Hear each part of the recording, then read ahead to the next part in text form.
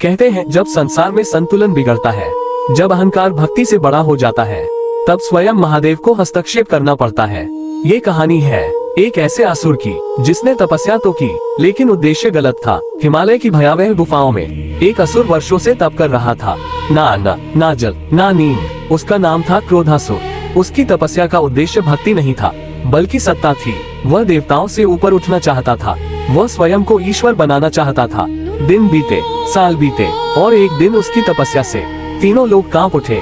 अचानक आकाश में बिजली चमकी, धरती थरथराने लगी और उसी क्षण समाधि से उठे भगवान शिव। जटाओं से गंगा बह रही थी, नेत्रों में शांति थी लेकिन भीतर अपार शक्ति।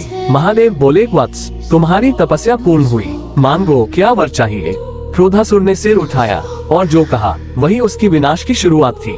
क्रोधासुर बोला, मुझे ऐसा वर दो कि मैं देवताओं से भी श्रेष्ठ हो जाऊं।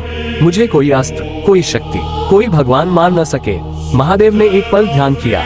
उन्होंने वरदान दिया लेकिन साथ में चेतावनी भी दी, याद रखना असुर, ये शक्ति तुम्हारी परीक्षा होगी। अहंकार ने जिसे घेरा वह स्वयं अपने विनाश का कारण बना है। पर क्रोधासुर ने चेतावनी को अनसुना कर दिया। वरदान मिलते ही क्रोधासुर ने आतंक मचाना शुरू कर दिया। ऋषि मुनियों के आश्रम जला दिए, यज्ञ खंडित कर दिए, देवता भयभीत हो गए। लोगों ने पुकारा, महादेव रक्षा करो। लेकिन क्रोधासुर अब खुद को महादेव से भी बड़ा समझने लगा था।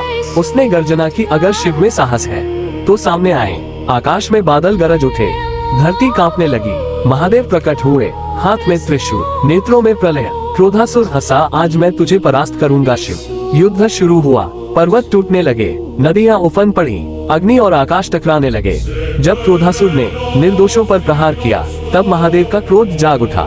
नृत्य शुरू हुआ, तांडव, हर कदम पर प्रलय थी, हर प्रहार में न्याय। महादेव बोले, शक्ति पूजा के लिए होती है, दिखावे और घमंड के लिए नहीं। एक ही क्षण में क्रोधासुर की सारी शक्तियाँ नष्ट हो गयी।